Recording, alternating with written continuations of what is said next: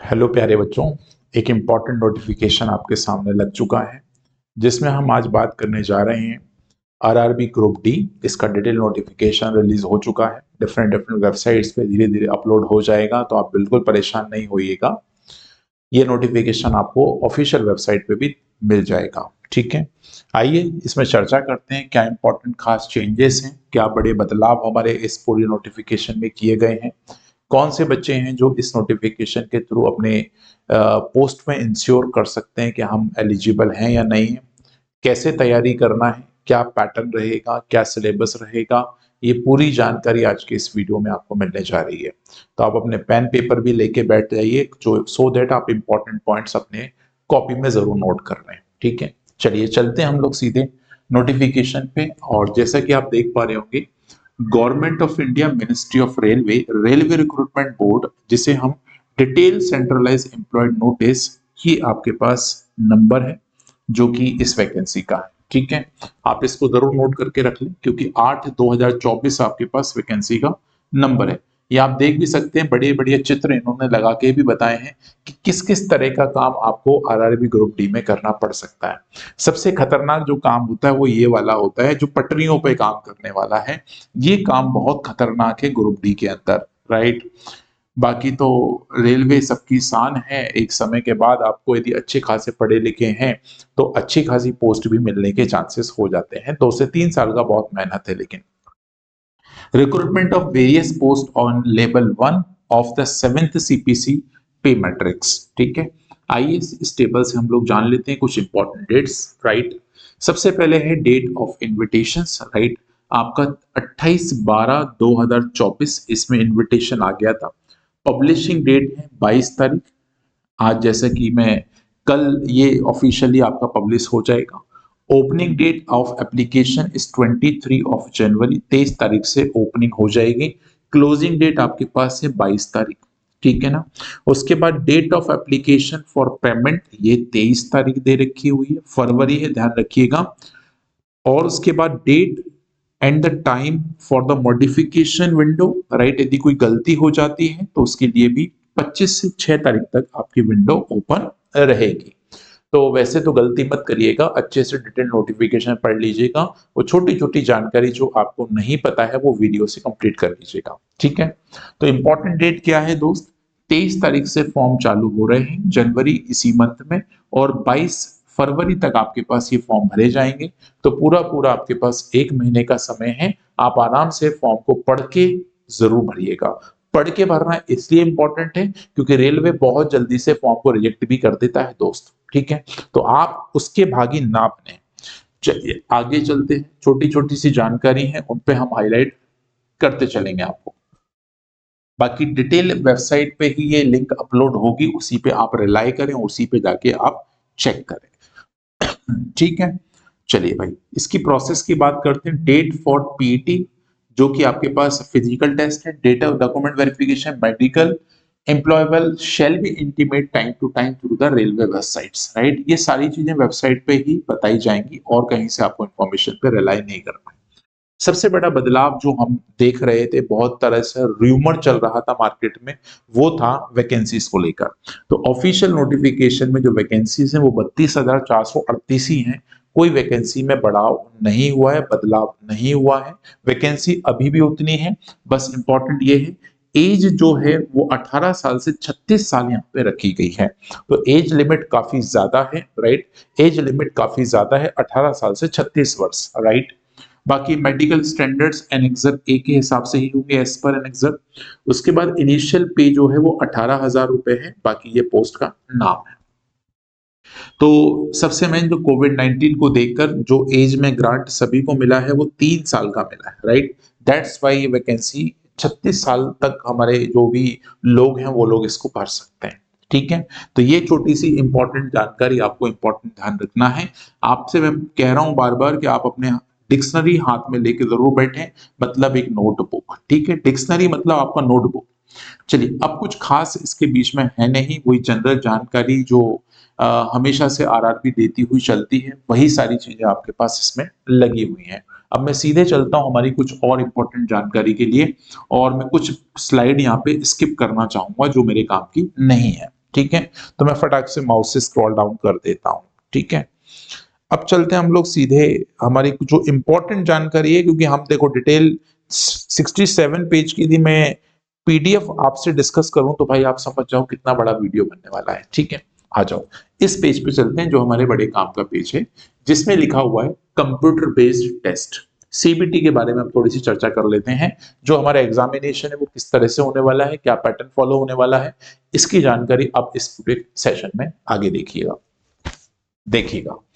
All the eligible candidates have to undergo the computer-based test on the specific date, time, venue as per the e-call letter।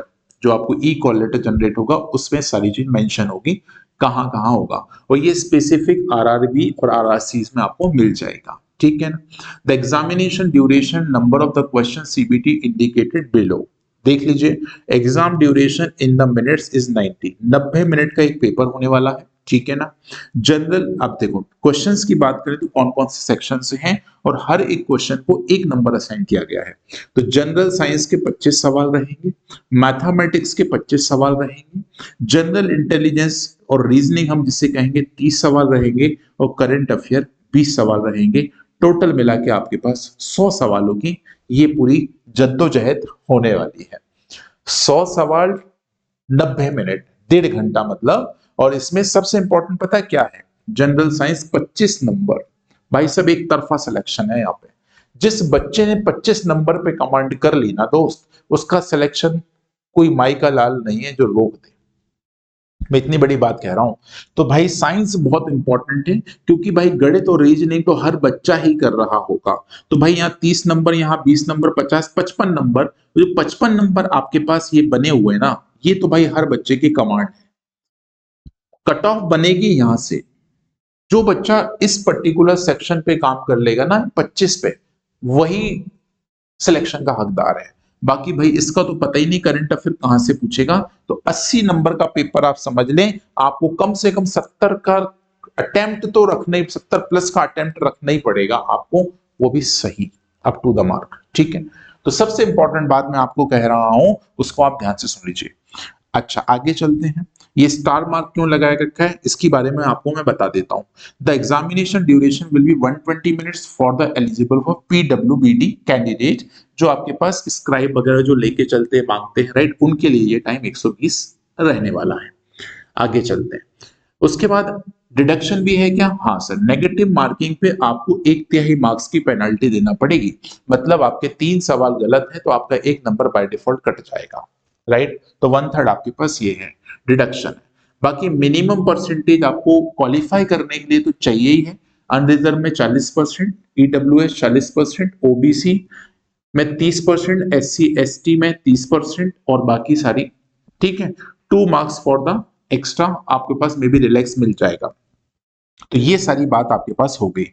Where the second stage of CBT, तो अब second stage of CBT की बात कर ले, right, is deemed necessary and held, the railway administrator reserve the right to treat the first stage CPT as qualifying test for the purpose of shortlisting of reasonable number of the candidate for the second stage, right। तो ये पूरा का पूरा government के पास right है, मतलब railway के पास right है, राइट, कि फर्स्ट स्टेज को कितना क्या उनको रखना है, ठीक है, मेरिट के लिए, सेकंड स्टेज के लिए। अब क्वेश्चन के टाइप की बात करें और सिलेबस की बात करें, तो क्वेश्चन का टाइप और सिलेबस भी हमें यहाँ पे मेंशन कर रखा है। जैसे मैथ्स की यदि हम बात करें तो वही जनरल टॉपिक जो 10th क्लास तक पढ़ाए जाते हैं, number system, BODMAS, decimal, fraction, LCM, HCF, ratio, proportion, ये सारी चैप्टर आपके पास यहाँ पर है। अच्छा, क्लॉक कैलेंडर जरूर पढ़ लीजिएगा क्योंकि ये इंपॉर्टेंट पॉइंट है। जनरल इंटेलिजेंस का ये रहा सिलेबस आपके पास। मैं पूरा सिलेबस बोल के बताऊं, इससे अच्छा है आप ध्यान से इसको वीडियो को रोक के पढ़ लें। आइए जनरल साइंस की बात करते हैं। जनरल साइंस में क्या लिखा था? Syllabus under the sale of physics, chemistry, life science of the 10th standard level CBSE, ठीक है। जनरल अवेयरनेस की बात करें करंट में, तो science and technology, sports, culture, personalities, economics, politics and ये सारे सब्जेक्ट में इंपॉर्टेंट होंगे। It may be noted that the topic listed about the illustrative and not necessary exhaustive, right. मतलब ये दिखाने के लिए बस दिखाए गए हैं आपको, ऐसा नहीं कि बस यही है, इसके अलावा भी आप चीजें पढ़ सकते हैं, ठीक है ना। ओके, तो वो ये सारी चीजें आपके पास दे रखी हैं। अब आगे चलते हैं तो भाई पीटी की बात कर लेते हैं। अब फिजिकल एफिशिएंसी टेस्ट, यहाँ पे ये बड़ा खतरनाक टेस्ट होता है, राइट। ये बहुत खतरनाक चैलेंज आपके पास होता है जो कि आसान नहीं होता स्टूडेंट के लिए, ठीक है। आओ जरा इस पे भी चर्चा कर लेते हैं। Based on the merit of the candidate in CBT 1, candidate shall be called for PT 3 times. 3 गुना लोगों को बुलाया जाने वाला है, ये भी आपकी बात क्लियर कर दी है। For community wise total vacancy of the post notified against the RRB, therefore the railways reserve to right to increase or decrease the ratio, मतलब ये रेशो बढ़ा भी सकती है और कम भी कर सकती है। ये सारा रिजर्व किसके पास है? रेलवे के पास है। आप उसको कुछ कह नहीं सकते, उन्होंने नोटिफिकेशन में पहले ही बता दिया है, ठीक है। आगे चलते हैं। The number of candidate for the all notified post, passing physical efficiency test is mandatory.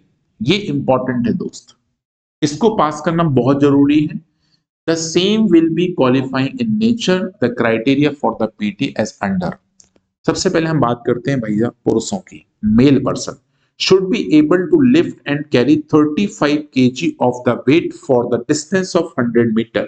भाई सब 35 किलो की बोरी आज ही रख के चलना शुरू करते हैं सभी लोग, यदि जो ग्रुप डी की तैयारी कर रहे हैं, ठीक है। रोज गेहूं पिसवाने जाइए भाई साहब, ठीक है ना। 35 किलो की बोरी उठाइए और 2 मिनट के अंदर 100 मीटर चलना है। और सिर्फ एक ही चांस मिलेगा, without the putting the weight down. आपको बीच में बोरी नीचे नहीं रखना है, ये 35 किलो का वजन नीचे नहीं रखना है भाई साहब, ठीक है ना। दौड़ लगा लो, जो करना है वो कर लो, बस 1 मिनट के अंदर 100 मीटर आपको चल, 2 मिनट में अंदर 100 metre. Should be able to run for the distance of 1000 metre, 1000 metre in 4 minute. मतलब 1 किलोमीटर की दूरी 4 मिनट 15 सेकंड में आपको कवर करना है। टाइम बड़ा खतरनाक है और एक ही चांस आपको यहाँ पे मिलने वाला है, ठीक है। 1000 मीटर की दूरी 4 मिनट और 15 सेकंड, मात्र 4 मिनट 15 सेकंड में आपको ये रन कंप्लीट करना होगा। आइए फीमेल की बात कर लेते हैं भाई साहब, बाहुबली यहां से भी निकलेंगे। इनको 20 किलो का वजन 2 मिनट में 100 मीटर चलना है। भाई साहब वजन में कमी है, वहां 20 किलो है मात्र। उसके बाद टाइमिंग की बात करें तो रनिंग है 1000 किलोमीटर की, वो 5 मिनट 40 सेकंड की है, तो वहां पे टाइम ज्यादा है, राइट। और भाभी फीमेल का केस है तो आप खुद ही समझ सकते हैं हमारे इधर क्या कहानी है। तो ये मेरे हिसाब से सारी कहानी मैंने आपको मोटी मोटी जो बता दी है, बाकी और भी इसमें छोटी छोटी जानकारियां हैं। ऐसा नहीं कि ये पीडीएफ खत्म हो गया है, इसमें और भी बहुत अच्छी अच्छी जानकारियां हैं, आप उनको भी डिटेल में पढ़ लें एक बार। फॉर्म भरने से पहले ये सारी जानकारियां इकट्ठी कर लें, उसके बाद फॉर्म भरने बैठें, राइट। बाकी देखो छोटी छोटी हमेशा से जो प्रॉब्लम्स आती हैं उसको मैं बता देता हूं। जो फोटो है बेटा वो रिसेंट ही डालना आप, और फोटो जो आप डालो उसमें चश्मा ना लगा हो ऐसी कोशिश करना, कैप ना लगा हो ऐसी कोशिश करना, सामने का व्यू आ रहा हो उस फोटो के अंदर ऐसी कोशिश करना, और व्हाइट बैकग्राउंड हो ये भी कोशिश करना, है ना। हीरो वाली स्टाइल की शादियां की फोटो मत डाल देना मेरे भाई, है ना। नहीं तो कुछ लोग ऐसे महान होते ना, मोबाइल का जमाना है, खुद की तुरंत फोटो खींच के वही अपलोड करना, ठीक है। यदि वेबकैम से अपलोड हो रही होगी ना तो इससे कुछ अच्छा है ही नहीं, क्योंकि कई बार वेबकैम से पूरा रिसेंट फॉर्म अपलोड होता है, फोटो खींची जाती है फिर अपलोड होती है, राइट। तो वो आ गया तो फिर तो कोई दिक्कत ही नहीं, वो तो रिसेंट अपलोड ही हो जाएगा। I think that's it for all the best for your upcoming examination. Group D की अच्छे से तैयारी करिए। होप सो आप बढ़िया से एनटीपीसी भी मेहनत करके कर रहे होंगे। बाकी और भी चर्चा में हम लोग जुड़े रहेंगे। मैथ्स में एनालिस्ट यूट्यूब चैनल को आज ही सब्सक्राइब कर लीजिए, अच्छे अच्छे मैथ्स के वीडियो आपको यहाँ भी मिल जाएंगे आपको, ठीक है। Thank you, bye bye, take care.